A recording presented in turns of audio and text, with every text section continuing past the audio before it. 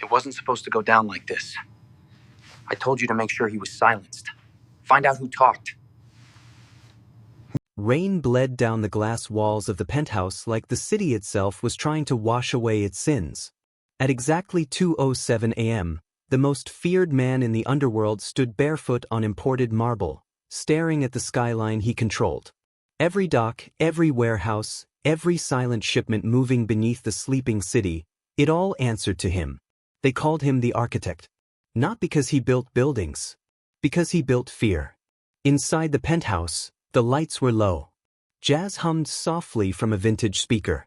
Across the room, two foreign syndicate brokers sat rigidly on a leather couch, waiting for his decision. Millions of dollars were suspended in silence. He didn't rush. Power never rushes. A crystal glass of untouched whiskey rested in his hand. He listened to the rain. Calculated. Measured. His phone vibrated. Not rang. Vibrated. The sound was subtle, but in a room this quiet, it was thunder. He glanced at the screen. Ex-wife calling. For a fraction of a second, something shifted behind his eyes. Not fear. Not regret. Memory. The brokers pretended not to notice, but they noticed. His current companion, a woman draped in silk, seated elegantly near the window, noticed the most. Her gaze sharpened like a blade wrapped in perfume. The phone kept vibrating. 2:07 a.m. No one called him at that hour unless it was blood or betrayal. He turned the screen face down. Ignored. The brokers relaxed slightly, mistaking his composure for control. But control is fragile. And ghosts are patient. The phone vibrated again. Same name. A muscle tightened in his jaw. Years ago, that woman had known him before the empire. Before the bodyguards. Before the whispers of his name caused grown men to swallow hard. She knew the small apartment. The empty refrigerator. The hunger. She also knew secrets. Sprouts. Offshore accounts. Shell companies buried beneath legitimate corporations. She had once helped him survive. And then she left. Or maybe he did.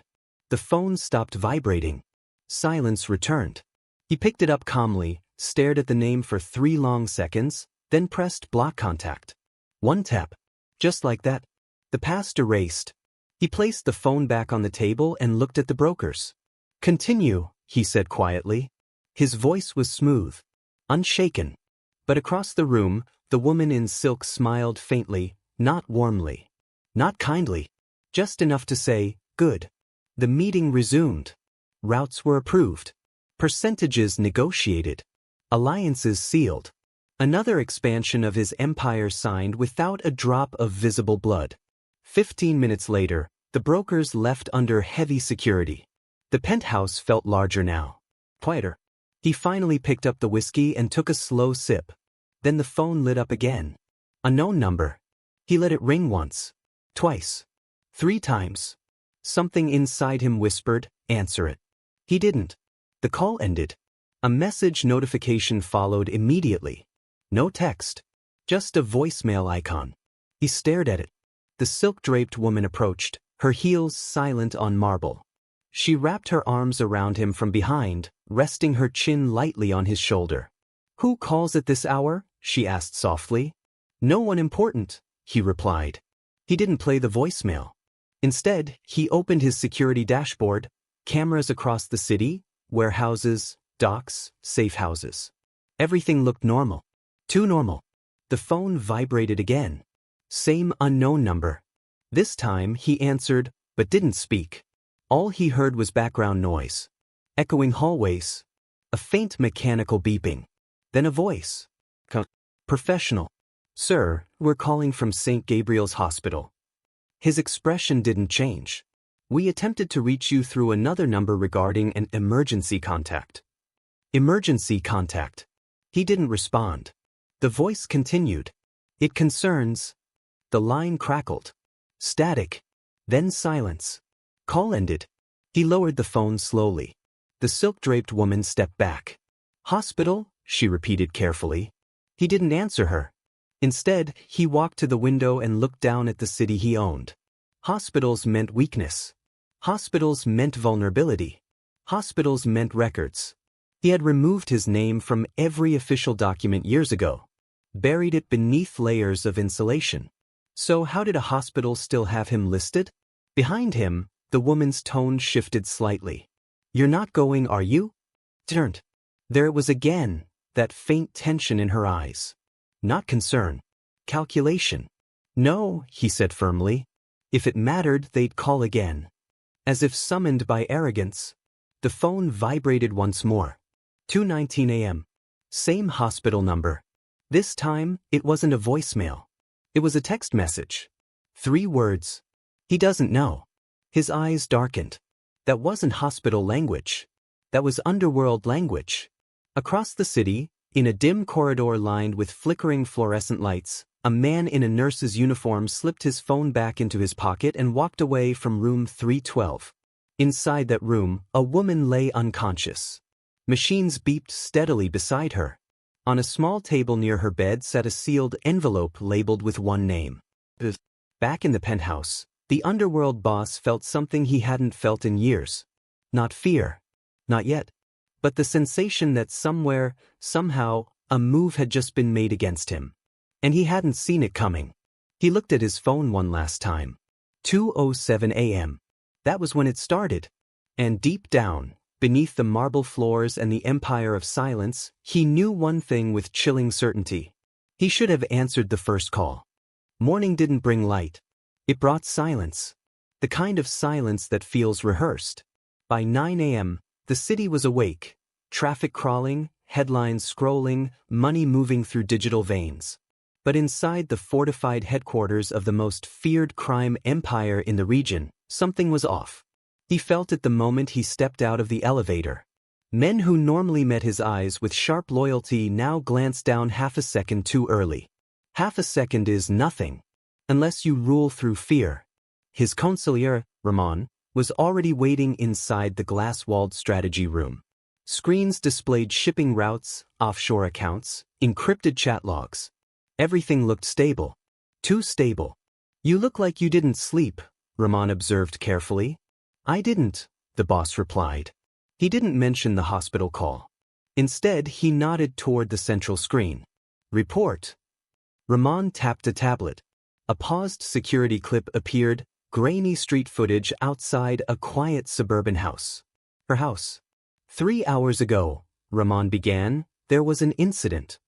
The footage played. Headlights. A dark sedan. A figure approaching the gate. Then flashes. Gunfire. The clip cut abruptly. The boss's face remained expressionless, but something cold settled behind his ribs. "Casualties?" he asked. "One injured," Ramon said. "Taken to St. Gabriel's." The room felt smaller. "And you didn't think to wake me?" Ramon hesitated, just barely. "Our internal team handled it. The shooters were neutralized within minutes." Neutralized? His tone sharpened. Or silenced? Ramon didn't answer immediately. That was the fracture. Tiny. Invisible to most. But he saw it. He walked closer to the screen and replayed the footage. Slowed it down. The sedan's plates were blurred. Not by distance. By digital interference. That wasn't street-level work. That was internal access. He turned slowly. Who scrubbed the plates? Ramon's jaw tightened. Cyber Division flagged it as corrupted footage. Cyber Division doesn't get corrupted, the boss said quietly. They corrupt. Silence. Across the city, rival gangs should have been celebrating any weakness in his circle. But intelligence reports showed nothing. No unusual chatter. No territory movement. No celebratory leaks. It was too quiet. Like everyone already knew something he didn't. He walked toward the window overlooking the docks. Cargo containers lined the water like obedient soldiers. Who signed off on the response team? He asked. Lieutenant Karim, Ramon replied. Karim. His most loyal enforcer. A man who once took a bullet without asking why. Call him. Moments later, Karim entered. Composed, respectful, unreadable. You neutralized the shooters? The boss asked. Yes. Names. Unregistered. No priors. Likely hired. By whom? We're investigating. That answer tasted wrong. The boss stepped closer. You investigated in under 10 minutes? Kareem held his gaze. We protect the Empire first. Questions come second. That had always been the rule. So why did it sound like an excuse now? The boss dismissed him with a nod, but his mind didn't dismiss the doubt. When Kareem left, Rahman spoke carefully. Perhaps it's unrelated. Perhaps someone targeted her independently. The boss turned sharply. No one breathes near her without knowing who she once belonged to. Years ago, before the empire expanded, before politicians shook his hand in secret, she had been more than his wife. She handled accounts. She structured shell companies. She knew about the offshore vault in Cyprus. She knew about the contingency file labeled Bloodline Protocol. Only 3 people knew that file existed. Rahman and her. He walked back to the table and opened his secure tablet. Logged into a hidden server. Access denied. He frowned. Tried again. Access restricted. Administrative override at 2:06 a.m. 2:06 a.m. 1 minute before the first call. His eyes lifted slowly toward Rahman. Who has override authority? Rahman swallowed. Only you. Incorrect. A beat of silence. You, he added softly. Rahman's face paled slightly. I didn't touch it. The boss believed him. Mostly. Which meant one terrifying possibility remained. Someone inside the system had elevated their clearance. Without permission. Without detection. He pulled up transaction logs. Minor funds were shifting between holding accounts.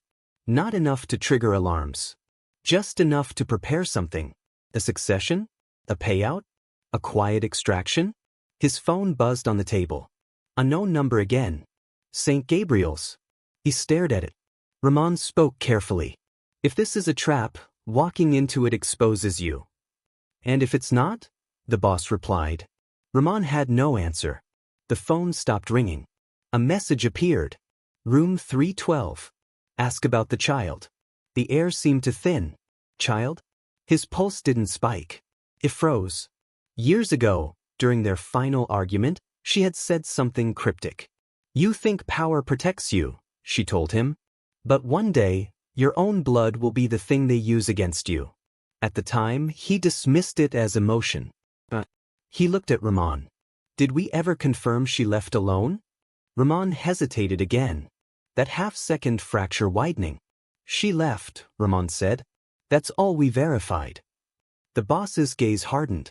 Verification wasn't truth. Verification was what men chose to look at. He grabbed his coat. You're going? Rahman asked. Yes.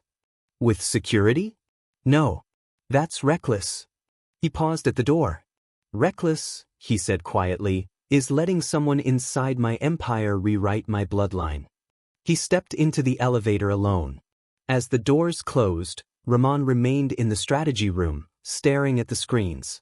One of them flickered briefly. A hidden process running in the background. A file labeled Succession Authorization Pending. Down in the underground garage, the boss entered his armored car. Engine humming. City unaware. He checked his phone one more time. 2:07 a.m. It had started with a blocked call. Now his empire felt like glass under pressure. And somewhere inside a hospital room, beneath white sheets and steady machines, lay a truth powerful enough to fracture everything he built. What he didn't know was whether the fracture had already spread too far. Hospitals are designed to save lives. But at night, they feel like places where secrets go to breathe. The car stopped beneath the dim awning of St. Gabriel's. No sirens. No chaos. Just fluorescent lights humming above automatic glass doors. He stepped out alone. No bodyguards. No convoy. Power is loud when it travels in numbers. But tonight, power needed silence. Inside, the air smelled sterile, too clean, like it was trying to erase something.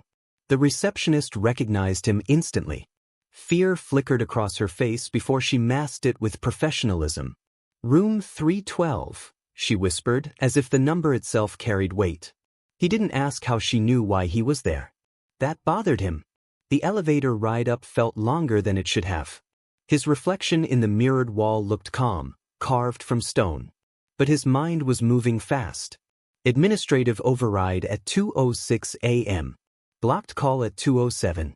Gunfire hours later. Ask about the child. The doors opened. The corridor was quiet. Too quiet. Nurse's station empty. No footsteps.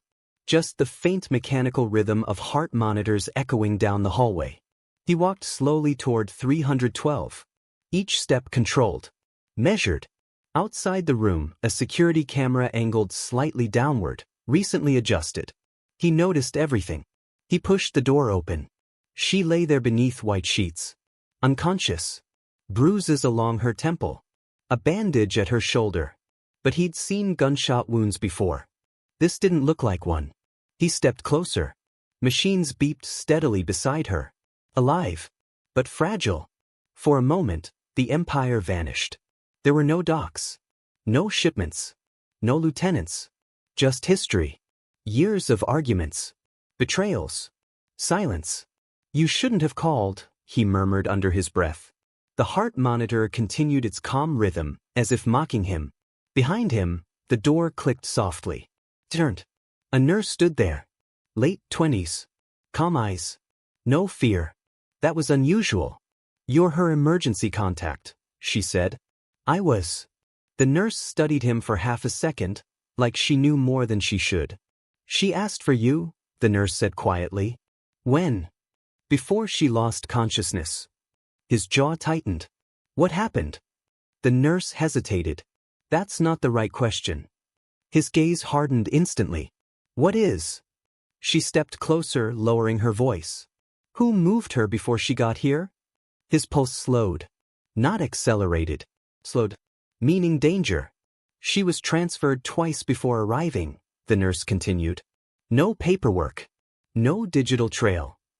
That's impossible, he replied. Not for someone with access. She slipped something into his hand as she pretended to adjust the four-line. A folded piece of paper. Then she walked out. He didn't open it immediately.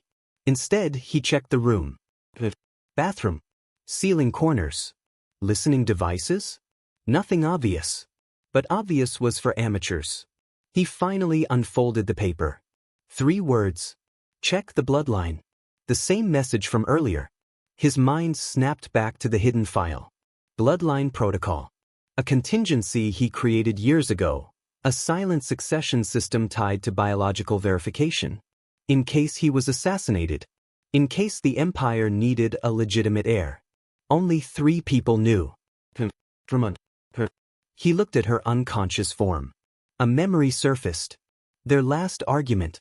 You think power protects you, she had said. But one day, your own blood will decide your fate. At the time, he thought it was emotional manipulation. Now it felt like prophecy. His phone vibrated. Encrypted notification. Vault access request, DNA archive. Timestamp, 2:05 a.m. Approved. By executive override. He hadn't approved anything. Which meant someone had used his authority.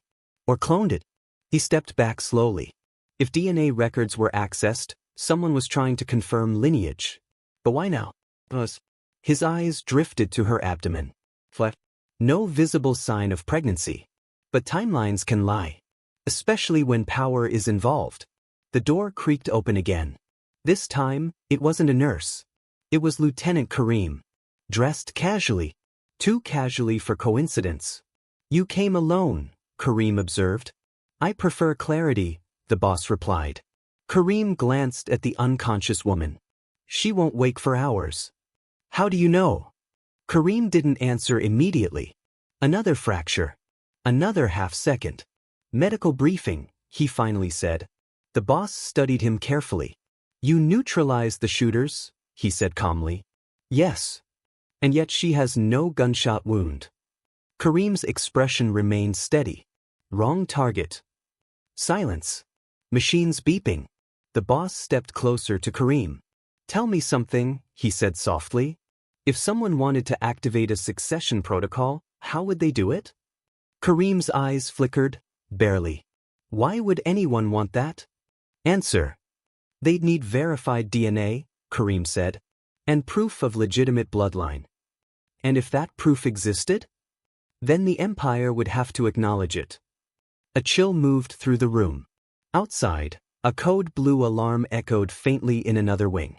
Life and death colliding in sterile corridors. Who accessed my vault? The boss asked. Kareem met his eyes.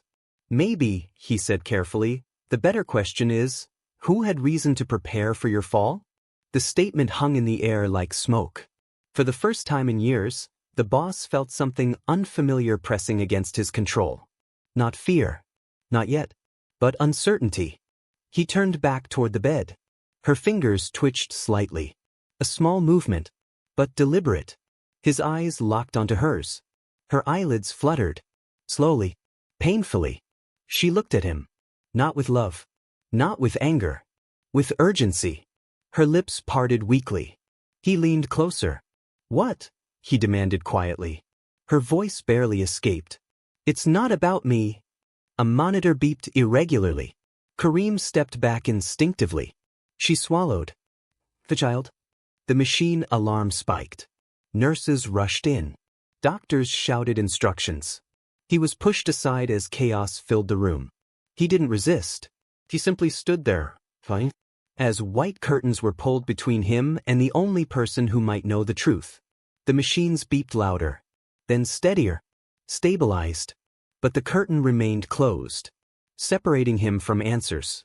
Behind that thin white fabric lay a secret powerful enough to fracture an empire. And for the first time since building his throne from shadows, he wasn't sure who was pulling the strings, or whether the bloodline about to surface belonged to him at all. Power doesn't collapse from the outside. It rots from within. By the time he returned from the hospital, the sun had already drowned behind steel-gray clouds. Headquarters stood before him, a fortress of glass and concrete, built to intimidate governments and silence rivals. Tonight it felt different. Not weaker, but watchful.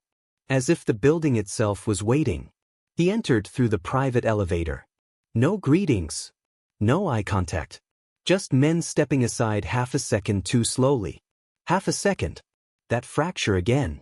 Inside the main strategy chamber, the throne room of his empire, every key figure was already seated. Drummond. Lieutenant Kareem. Cyber Division Chief. Financial Controller. Operations heads. No one spoke. The large central screen glowed faintly, casting cold light across their faces. He didn't sit immediately. He walked to the head of the table. Slowly. Deliberately. You activated something, he said quietly. No accusation. Just fact. The cyber chief cleared his throat. There was an automated protocol.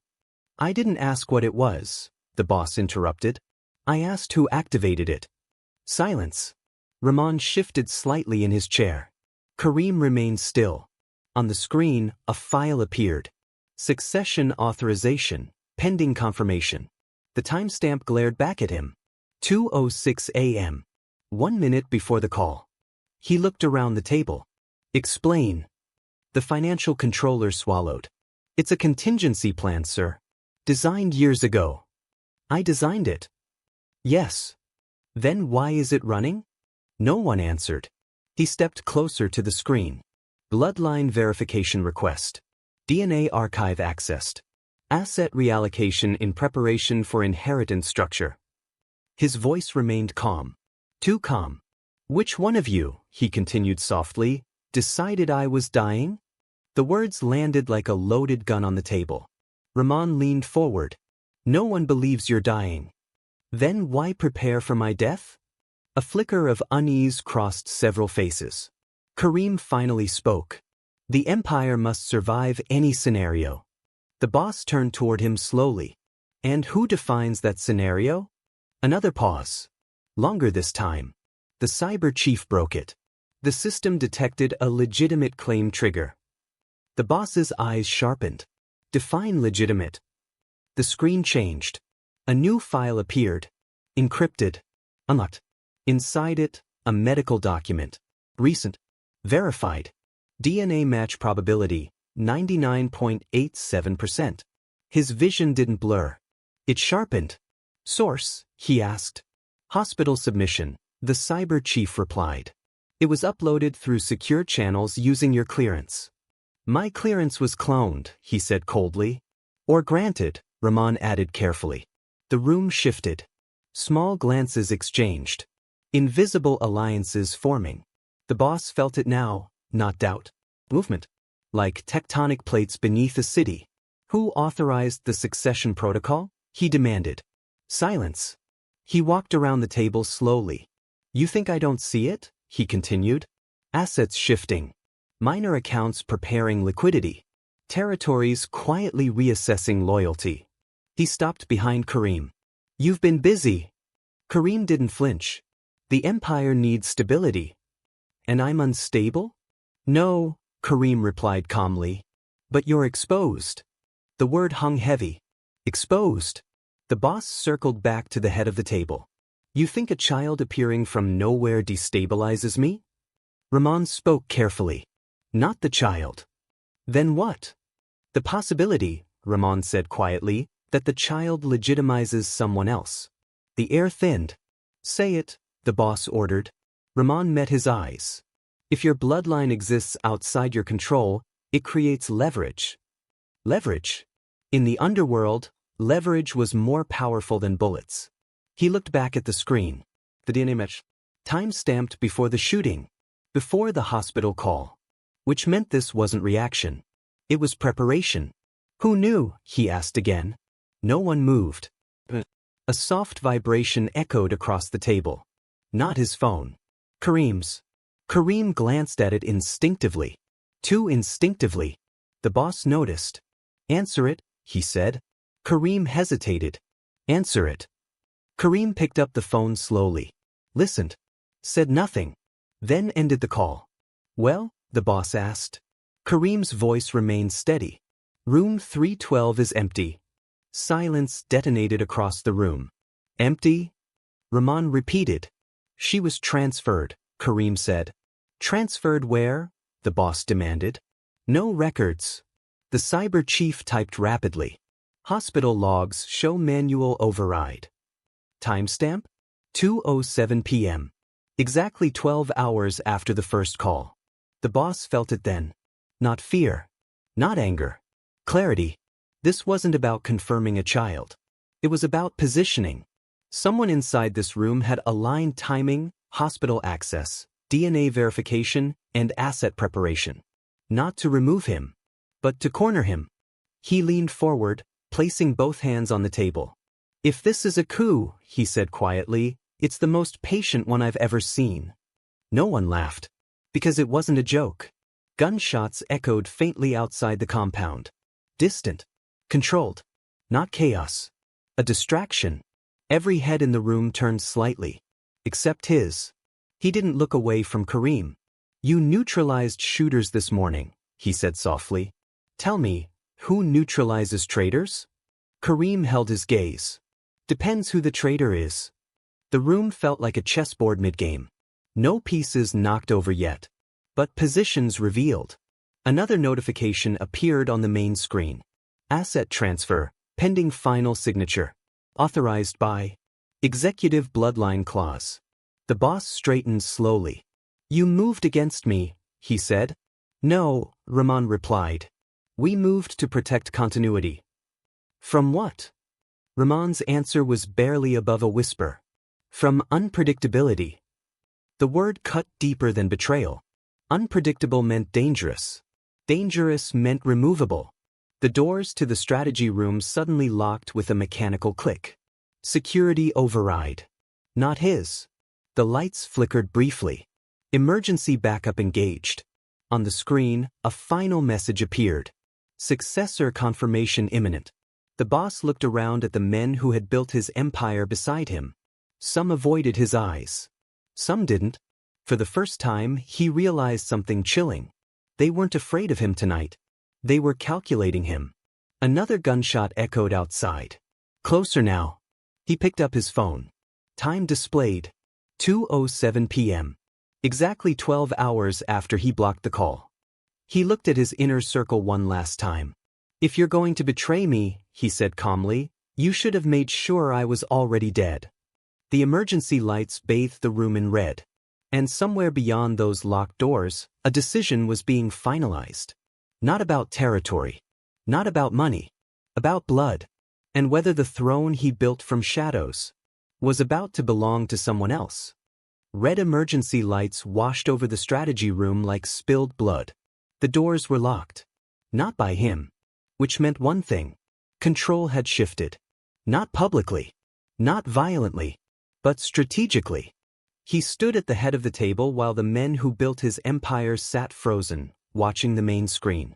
Successor confirmation imminent. The words pulsed like a heartbeat. No one spoke. Outside, another gunshot cracked through the compound, closer this time. Not chaos. Precision. A message. He slowly loosened his cufflinks. "You locked my doors," he said calmly.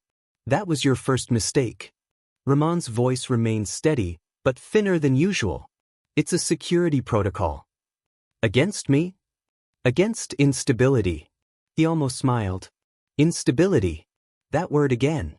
He walked toward the central console and placed his palm on the biometric scanner. Access denied. A flicker of surprise crossed his face, gone in a second. "Who elevated clearance?" he asked quietly. No answer. Lieutenant Kareem finally stood. "We had to ensure continuity," Kareem said. "If the bloodline clause activates, the Empire transitions automatically." "And you assume I won't survive it?" the boss replied. "It's not about survival," Kareem said carefully. "It's about legitimacy." Legitimacy. In the underworld, fear built empires. But blood sustained them. Another notification flashed across the screen. DNA confirmation, verified. Silence swallowed the room. 99.87%. The same number. The same proof. But this time, it wasn't a pending file.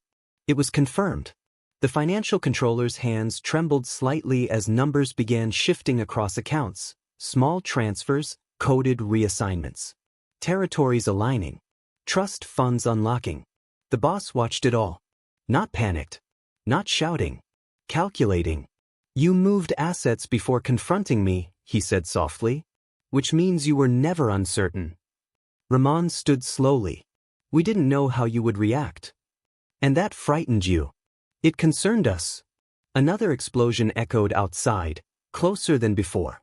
The building vibrated faintly. Someone was applying pressure. External enemies sensing internal fracture. The boss turned to Kareem. "Where is she?" "Transferred." "Where?" "No digital trail." He stepped closer until only inches separated them. "And the child?" Kareem's jaw tightened. "Safe." "From who?" "The beat." "From you." The words landed heavier than gunfire. For the first time, the room felt unstable. The boss's eyes darkened, not with rage, but something colder. "Understanding. You think I would eliminate my own blood?" "We think," Ramon said carefully, "you eliminate threats." "And blood isn't a threat?" "Not to the Empire," Ramon replied. "Unless you reject it." The red lights flickered again. His personal phone vibrated in his pocket. Not the secure line. Not the encrypted device. His private phone. The one that rang at 2:07 a.m. He removed it slowly. The screen glowed in the crimson light. St. Gabriel's Hospital. 2:07 p.m. Exactly 12 hours later. The room watched him. No one breathed. "Answer it," Kareem said quietly. He stared at the screen. If he answered, he acknowledged the bloodline. If he didn't, the succession protocol would finalize without his blessing. A lose-lose scenario. He pressed accept. Silence. Then a small sound. Not a doctor. Not a nurse. A child's breath. Uncertain. Then a woman's voice, not his ex-wife. Controlled. "You built an empire on fear," the voice said. "But empires don't survive without heirs." "Who is this?" he demanded. "A reminder," she replied. "That legacy doesn't ask permission." The line shifted. He heard movement. A faint whisper. "Dad." The words sliced through every wall he'd built inside himself. The room didn't hear it. Only him. His expression didn't break. But something behind his eyes moved. Just slightly. You activated the clause, the woman continued. Your blood has been verified. The Empire now has a successor.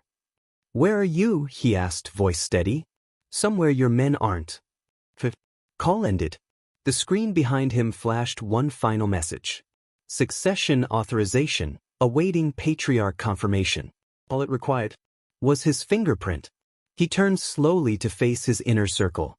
Some looked relieved, some anxious, some calculating their own survival depending on his next move. You prepared for my fall, he said quietly. We prepared for your future, Ramon corrected. Gunfire erupted outside the compound, sustained now. A real assault. Rivals had sensed weakness.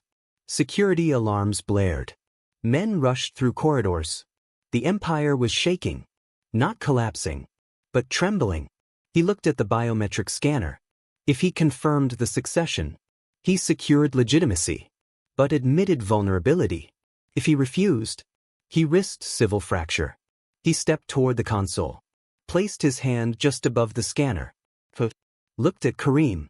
At 2:07 a.m., he said softly, I blocked the past. Then he looked at Ramon. At 2:07 p.m., the future called me by name. Outside, another explosion rocked the building. Dust fell from the ceiling. The Empire was under siege, internal and external. He finally placed his thumb on the scanner. The machine processed. A long, mechanical pause. Everyone held their breath. The screen began to change. And then, the lights went out. Total darkness. Backup systems failed. Servers cut. The throne room plunged into silence. When emergency power flickered back on seconds later, the screen was blank. No confirmation. No rejection. No succession status. Just one line. Authorization interrupted. Somewhere in the chaos, someone had pulled the final string. The boss slowly lowered his hand. In the distance, sirens wailed. Not police. Private units. War had begun. He picked up his phone again. No signal. He looked at the men around him. All of you prepared for my death, he said calmly. But none of you prepared for what happens if I survive. Another explosion echoed closer than ever. The Empire trembled. Not because of enemies. Not because of rivals. But because blood had entered the game. And for the first time, the most feared man in the underworld wasn't fighting for territory. He was fighting for legacy.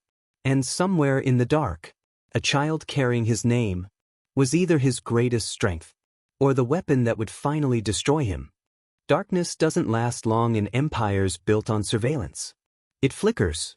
Then it reveals who planned the blackout. When the emergency generators finally roared back to life, the throne room returned in fragments, red lights, fractured screens, the smell of burned circuitry. But the main server wall remained dead. Someone hadn't just cut power. They had erased access. The boss stood unmoving at the head of the table. Around him, men scrambled to restore systems, shouting into secure radios. External breach on the east gate. Encrypted lines jammed. Backup grid won't respond. Outside, gunfire intensified, not random. Coordinated. This wasn't a rival gang sensing weakness. This was timing. Perfect timing. He turned slowly toward Ramon. Who knew the blackout window? He asked calmly. Ramon's face was pale but steady. Only top clearance. That includes everyone in this room. Lieutenant Kareem was already issuing orders to security teams. Seal internal corridors. No one in or out without biometric confirmation. The boss watched him carefully. Efficient. Prepared. Almost as if he expected this. Another explosion shook the building. Dust fell from the ceiling like gray snow. On one of the auxiliary screens, external cameras flickered back online. Armored SUVs were pushing against the compound gates. But something was wrong. The insignia on the vehicles wasn't a rival syndicate. It was his own. Internal fleet. Who authorized deployment? The boss demanded. No one answered. Then a new image appeared, a live feed from an unknown drone hovering above the compound. It wasn't his technology. The camera zoomed in. A convoy moving 3 blocks away from headquarters. Black vehicles. Minimal escort. One of them armored beyond standard issue. The boss stepped closer. Enhance, he ordered. The cyber chief hesitated. That feed isn't ours. Enhance it. The image sharpened slightly.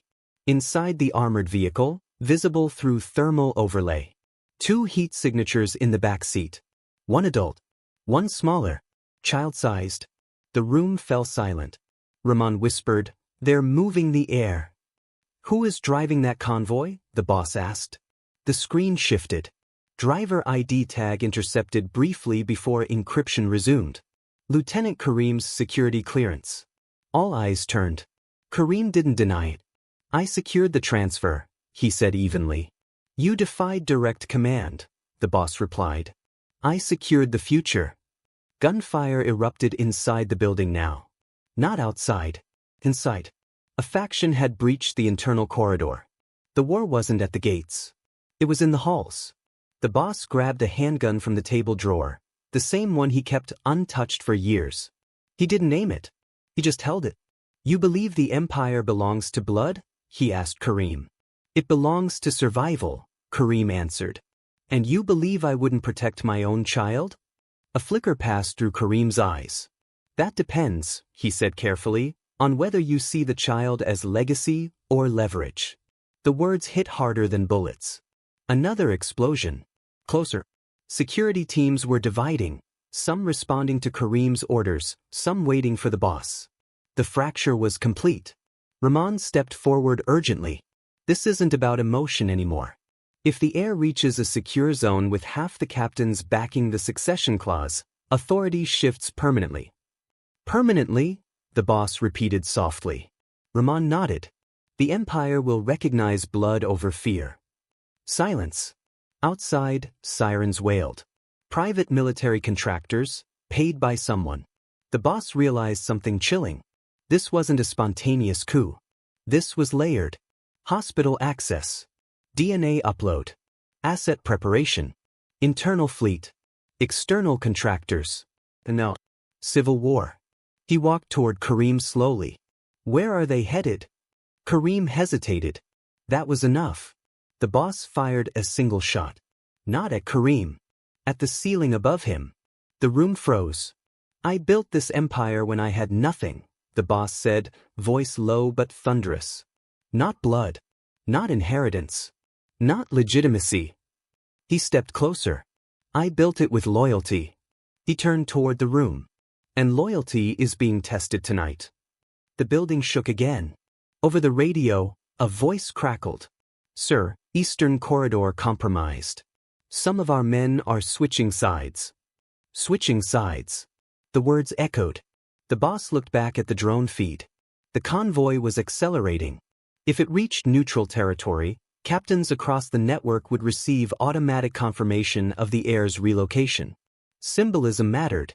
Control the air, control perception. Control perception, control the Empire. He lowered the gun.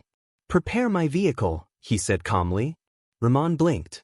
"You're going after them?" "No," he replied. "I'm going to meet them." Kareem's jaw tightened. "That's a risk." "Everything tonight is a risk." He moved toward the exit. Half the room followed him instinctively. The other half hesitated, choosing. Sides were no longer whispers. They were visible. As he stepped into the corridor, gunfire echoed down the hall. His own men clashing. Brother against brother. All for a child who hadn't chosen this war. He paused for one brief second. Then spoke quietly, almost to himself. "At 2:07 a.m., I silenced my past." He chambered around. "At 2:07 p.m., my future declared war." The elevator doors opened. Smoke filled the lower levels. Outside, the compound gates were collapsing under pressure. The convoy carrying the air disappeared into city traffic on the drone feed. Ramon rushed beside him. "If you confront them publicly, you legitimize the claim." "If I don't," he replied, stepping into the elevator, "I lose it." The doors began to close. Kareem stepped forward at the last second. "Sir," he said. The boss met his eyes. Are you protecting my child, he asked quietly, or positioning yourself beside a future ruler? Kareem didn't answer. The doors shut. The elevator descended toward chaos. Above ground, the empire burned at its edges. Inside the armored convoy speeding through the city, a child looked out the window, unaware that an entire underworld was tearing itself apart over his existence. And in the shadows of the skyline, an unseen hand watched it all unfold. Because the war for the bloodline was never just about inheritance. It was about who would control the king. The city didn't know it was at war. Traffic lights changed. Vendors closed shops. Neon signs flickered alive.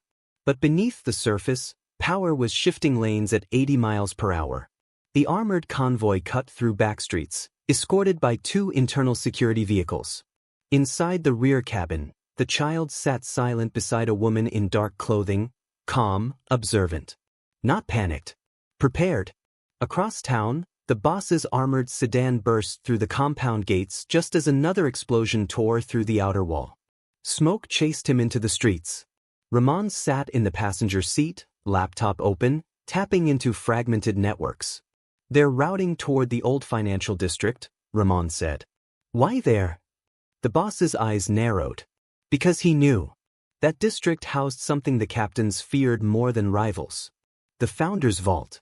The place where the Empire's original charter was stored, signatures, biometric seals, blood oaths. If the heir appeared there with half the inner circle backing him, symbolism would become law. Who has access to the vault? The boss asked. Ramon hesitated. Only you, he said. The beat. And the silent partner. The air changed. The silent partner. A name never spoken outside whispers. The original financier. The ghost investor. The one who funded the first shipment when the boss was still unknown. No face. No public record. Only influence. You told me he retired, the boss said quietly. I was told he did. Gunfire crackled over the radio behind them, security teams losing ground at headquarters. This wasn't just a coup. It was coordination between factions. The convoy ahead made a sharp turn beneath an overpass. The boss followed at a controlled distance. He didn't chase. He calculated. Patch into drone grid, he ordered. It's being jammed, Ramon replied. Someone's using military-grade interference. Military-grade. Not street level. Not internal. Bigger. The convoy finally stopped outside a fortified structure wrapped in scaffolding, the abandoned bank that hid the Founder's vault underground. Kareem stepped out of the lead vehicle. The woman emerged from the rear cabin, holding the child's hand. The boss parked across the street. Waited. The child looked small against the towering concrete building. But symbols don't need size. They need timing. The boss stepped out of his car. No escort. No raised weapon. Just presence. Kareem saw him immediately. Their eyes locked across the street. You shouldn't be here, Kareem called out. This is where I belong, the boss replied calmly. The woman beside the child turned slowly. For the first time, the boss saw her clearly. Not a nurse. Not random protection. Recognition struck. "Oh," he said. She inclined her head slightly. I wondered how long it would take. Ramon whispered urgently. She worked in logistics 5 years ago. Disappeared after the Cyprus transfer. Memory sharpened. She had been quiet. Efficient. Invisible. You're not protecting him, the boss said to her. You're positioning him. She smiled faintly. Positioning requires permission, she replied. I'm enforcing a contract. The bank doors behind them groaned open.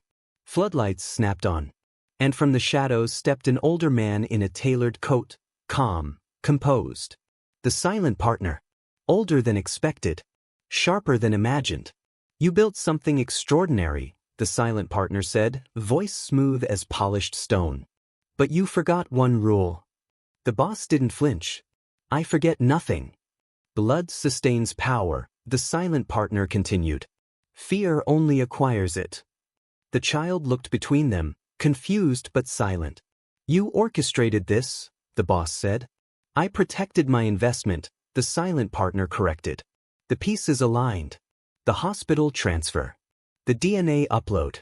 The asset movement. The blackout. The internal fleet. Not a coup. A correction. You think I'd destroy my own heir? The boss asked quietly. I think, the silent partner said, you might refuse to be controlled by one. Gunshots echoed in the distance, rival factions approaching the district. Time was collapsing. Kareem stepped closer to the child protectively. The boss noticed. Loyalty wasn't simple anymore. It was layered. You split my empire, the boss said. No, the silent partner replied. Your empire was already split. I simply revealed it. Rahman leaned close. If he activates Founder's Law with biometric confirmation from the air, captains worldwide will recognize shared authority. Shared authority. The boss had never shared anything. He stepped forward slowly. The child looked up at him. Curious. Not afraid. That hit harder than betrayal. What's your name? The boss asked quietly. The child hesitated, then answered softly. His name. The same name. The room. The street. The entire war paused in that moment. The silent partner extended a hand toward the vault entrance. Confirm the bloodline publicly, he said. Stand beside him. And then, the boss asked. You evolve. Gunfire erupted at the end of the street, rival SUVs blocking exits. This wasn't just internal anymore. Enemies had followed the fracture. The war was widening. The boss looked at Kareem. You knew about him. Kareem nodded once. I protected him. From me. From everyone. The silent partner's tone hardened slightly. Choose quickly.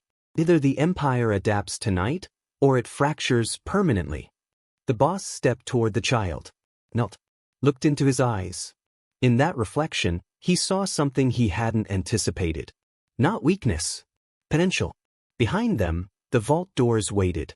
Behind him, the city burned. Above all of them, unseen forces watched. Rivals, politicians, foreign syndicates, waiting to see if the king would bend or break. He stood slowly, turned to the silent partner. You didn't come to protect my heir, he said quietly. You came to control him. The silent partner's expression didn't change, but his silence confirmed it. And in that moment, the boss realized the war for the bloodline wasn't about father versus captains. It was about king versus kingmaker. Sirens closed in. Rival gunmen took positions.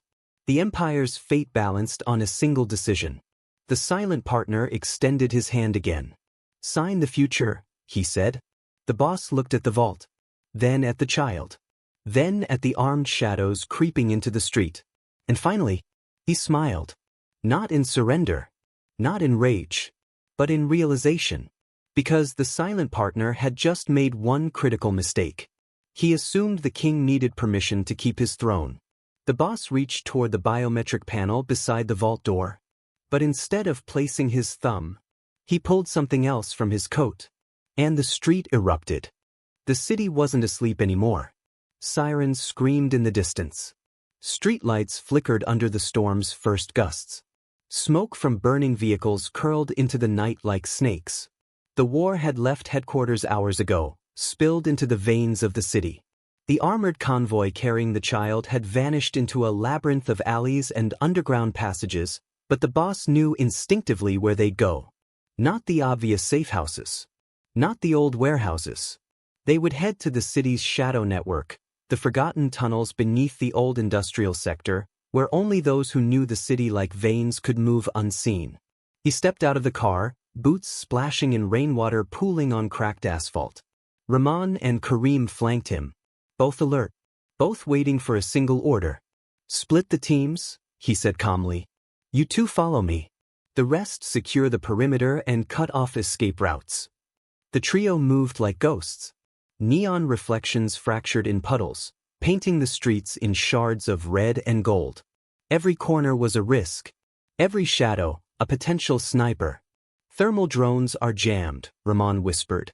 They know we're coming. Of course they do, the boss said.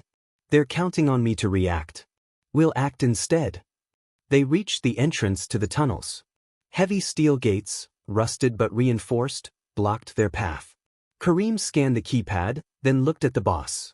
It's military-grade encryption, he said. We'll need time. Time was luxury they didn't have. Gunfire echoed above ground, closer now.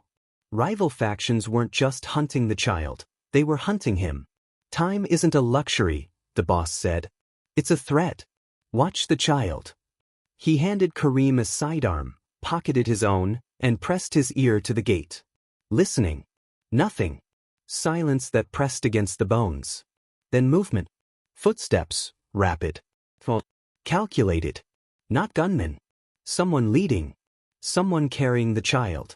Thermal sensors are picking up 2 heat signatures ahead, Ramon said. 1 adult. 1 child. They entered. The tunnels were dark, humid, the smell of decay thick in the air. Water dripped from cracked pipes. Every step echoed like a gunshot. Spread, the boss ordered. Flank them. The chase was silent. Tactical. A predator stalking shadows. The only sound, distant gunfire from above, a city unaware that its fate was being decided underground. Ahead, a dim glow. The convoy. But it wasn't the armored vehicles they expected. It was improvised. Trucks covered with tarps. Someone was trying to hide visibility, but the heat signatures betrayed their presence. The woman in black stepped out, the child behind her. Both alert, calm, ready. The boss slowed. Not out of hesitation, calculation. You've prepared well, he said. But I am not here to negotiate. I'm not here to fight, she replied. I'm here to protect the bloodline. You'll understand soon. From the shadows, armed men emerged, a mix of former lieutenants and unknown operators. The silent partner's influence had spread wider than anticipated. Every step was a gauntlet. Take positions, the boss ordered. Kareem moved to flank left. Ramon controlled the only exit behind them. Gunfire erupted. Not random. Not chaotic. A synchronized assault. The corridor became a storm of steel and echoing shots. The child stayed crouched, silent, eyes wide but calm. The woman shielded him instinctively. The boss moved like water. Each shot avoided. Each angle anticipated. He disarmed one assailant before another could fire. Every movement precise. Too many, Kareem shouted over the gunfire. Not enough, the boss replied. Then the silent partner's voice echoed from the tunnels ahead, distorted through a speaker. That's it. You cannot stop what has already begun. The city knows about the air. The captains will choose. The streets will decide. You are outnumbered. The boss didn't flinch. He stepped forward, eyes locked on the child and the woman. You forget one thing, he said. I built these streets. I know every shadow. Every tunnel. Every exit. A heavy breath. The rain above intensified. Thunder shook the ceilings. He advanced, single-minded. Gunmen fell back, realizing brute force wouldn't win. They hadn't counted on a king fighting for blood, not just power. The woman turned, finally meeting his gaze. Do you know what it means? She asked. I do, he said. It means tonight, every lie, every betrayal, every shadow you hide behind, it ends. She didn't flinch. But he noticed hesitation. A flicker of doubt in someone trained to be invisible. From above, a distant explosion lit the tunnel entrance. Smoke and debris rained down. The boss advanced. Every step deliberate. Every breath measured. The child's safety was paramount. The empire at stake. And then, at the end of the corridor, a shadow moved faster than expected. Another figure stepped into view, armored, masked. Not human. Not yet revealed. The child stiffened. The boss froze slightly. A single, slow smile spread across the masked figure's face. So the king comes for his heir. The voice was familiar. Dangerous. A reminder that the war for the bloodline wasn't just a battle of guns. It was a chess game played with lives. The corridor tightened. Gunfire paused. Time slowed. And in that moment, the boss realized the streets weren't just red. They were alive, breathing vengeance, strategy, and betrayal. Every faction, every loyalist, every traitor, they converged here tonight. And when the next shot rang out, the underworld would never be the same again. The tunnel was silent, but not empty. The rain outside had intensified, dripping through cracks in the ceiling. Water pooled at their feet. Gunfire still echoed faintly from the city above, but down here, time felt suspended, a breath held before a storm. The child crouched beside the woman in black, eyes wide but steady. For the first time, he wasn't hiding. He was aware. He felt the weight of history pressing down on him. The empire built by his father, the treachery that had splintered it, the factions waiting to claim him as leverage. The boss stepped closer. Gun raised, not to strike, but to command attention. His presence radiated authority, the kind that had kept entire cities in line, entire syndicates in submission. "You don't need to be afraid," he said softly. "But you need to understand one thing. Every choice you make tonight changes more than your life. It changes the empire." The child's eyes flicked toward the masked figure at the corridor's end. The one who had stopped their advance, who had challenged them, who had reminded the boss that the streets themselves were alive. The woman whispered, "It's your choice. Do you step forward, or stay hidden?" The boss's voice was steady, but his eyes betrayed the weight of responsibility. "He is your bloodline. But blood does not grant wisdom. Power does not grant maturity. You must choose for yourself, before others choose for you." The child swallowed. For a moment he looked down.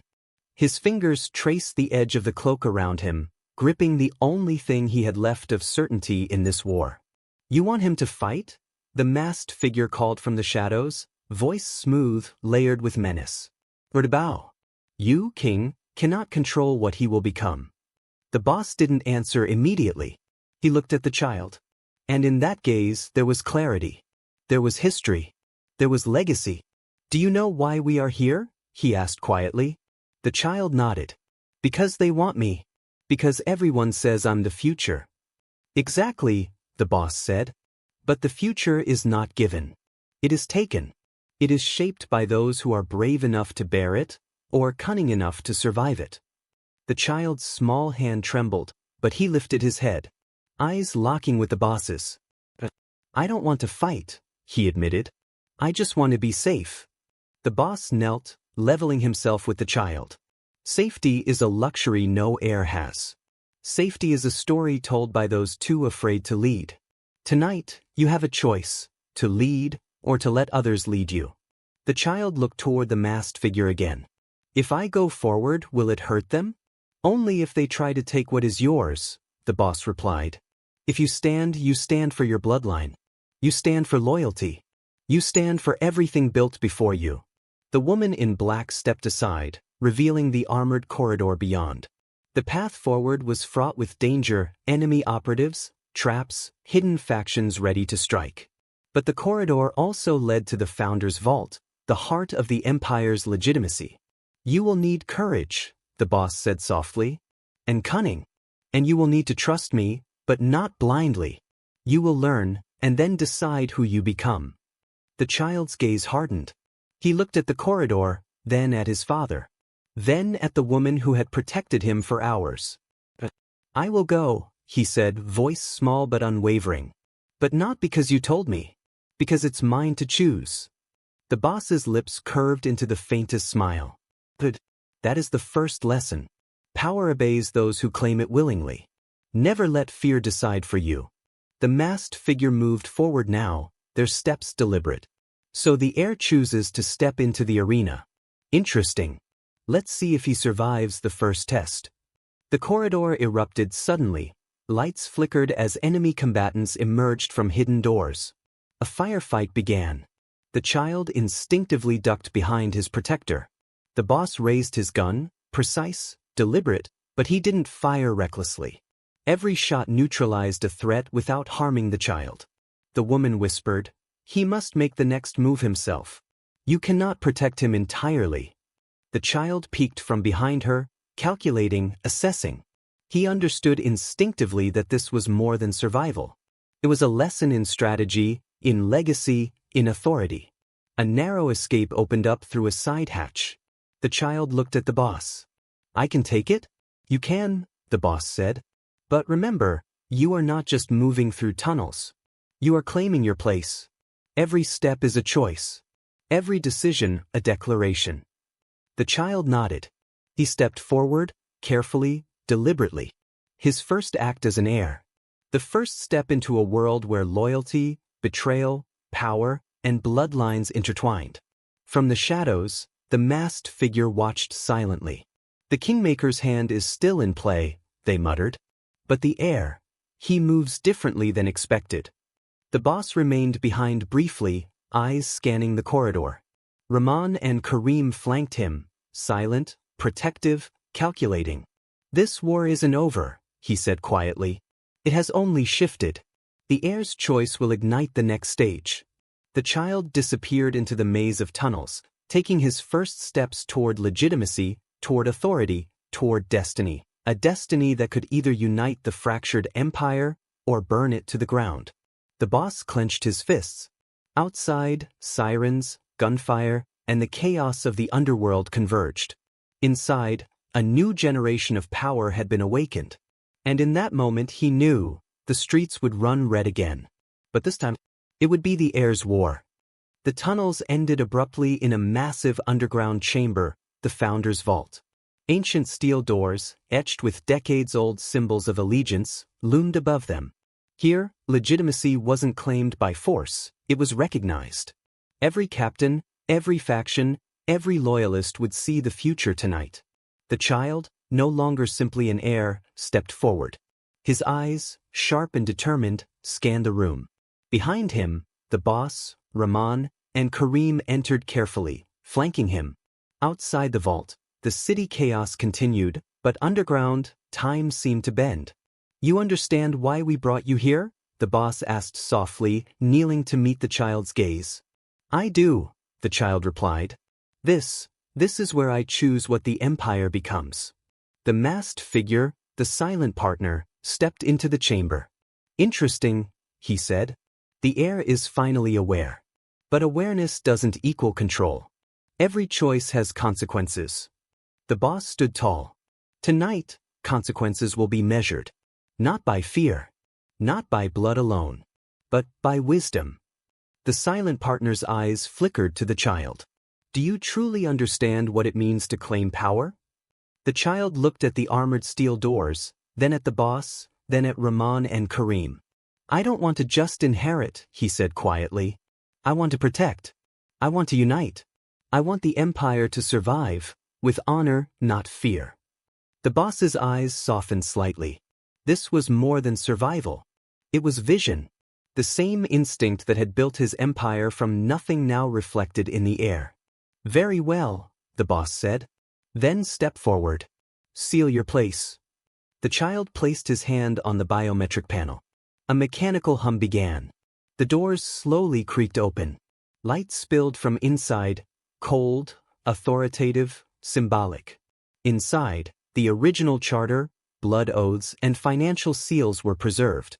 Every captain, every hidden stakeholder in the empire's network would recognize the heir's legitimacy once he completed this act. The silent partner watched carefully. Power is never just granted, he murmured. It's earned even by blood. The child turned and looked directly at him. I understand. With that, he stepped fully into the chamber. The doors sealed behind him. A confirmation tone echoed, deep and authoritative. The Founder's Vault had recognized him. The heir was now the rightful successor, acknowledged by law, legacy, and history. Outside, gunfire echoed in the streets. Rival factions, sensing the shift, attempted last-minute chaos. But Rahman and Kareem coordinated with precision, cutting off escape routes, neutralizing threats. The empire, fractured from betrayal, challenged from within and without, now aligned behind a single, legitimate authority. The boss watched from the threshold of the vault. For the first time in decades, he felt the weight lift slightly. The empire he had fought tooth and nail to build, the streets he had ruled, the underworld he had tamed, would survive, carried forward by a bloodline he could finally trust. The silent partner stepped closer. So, the king remains, but the heir leads. A delicate balance. The boss's eyes hardened. A balance forged in loyalty, strength, and blood. Not fear. The child emerged from the vault with quiet authority. His presence alone commanded respect. "The Empire will follow me," he said softly but firmly. "And it will survive, stronger than before." The silent partner inclined his head. "Then the future is secured, at last." The boss approached the child, placing a hand on his shoulder. "Remember this, power is never final. Control is never absolute. Trust your instincts. Test loyalty. Protect the Empire, but never let it consume you." The child nodded. "I understand." From the streets above, the city's chaos began to ebb. Rival factions retreated, sensing the consolidation of authority. The underworld paused. Whispers spread. The heir had chosen his path, and the king stood behind him. The boss looked at Rahman and Kareem. "We rebuild. Not for me. Not for fear. But for legacy." And as the storm subsided, the empire stood, reforged. The silent partner watched from the shadows one last time. Power, blood, and loyalty united. "For now." The boss turned to the child. "Your choice has changed everything." The child smiled faintly. "No, it's just the beginning." And in that moment, the empire, scarred, tested, and reborn, finally had both a king and an heir. The streets had run red. Betrayal had tested every bond. Blood had been proven stronger than fear. But now, legacy had a chance to endure. The end.